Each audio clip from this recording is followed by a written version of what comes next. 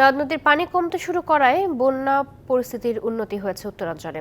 বসতবাড়ি থেকে পানি নামায় ঘরে ফিরছেন দুর্গতদের অনেকে, সেই সাথে বেরিয়ে আসছে ক্ষতির চিত্র। এদিকে সুনামগঞ্জে ডুবে থাকা সড়ক থেকে নামছে পানি।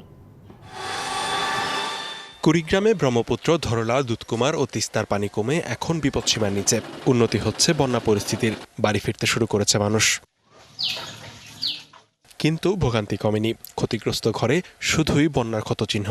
খাবার, বিশুদ্ধ পানি সহ নানা সংকটে তারা। বাড়ি মেরামত ও ত্রাণ সহায়তার জন্য সরকারি বেসরকারি সহায়তার দিকে তাকিয়ে দুর্গতরা।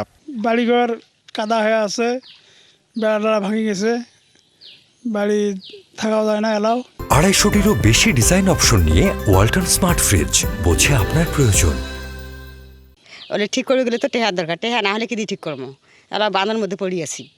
বন্যা পরিস্থিতির উন্নতি হয়েছে গাইবান্ধায়ও। বিপদসীমার নিচে ব্রহ্মপুত্রের পানি, তবে এখনও পানিবন্দী কয়েক হাজার মানুষ। সিরাজগঞ্জে যমুনা নদীর পানি কমতে শুরু করলেও দুর্ভোগ কমেনি বন্যার্তদের। বাড়ছে খাবার ও বিশুদ্ধ পানির সংকট। সেই সাথে দেখা দিয়েছে বিভিন্ন পানিবাহিত রোগের প্রাদুর্ভাব।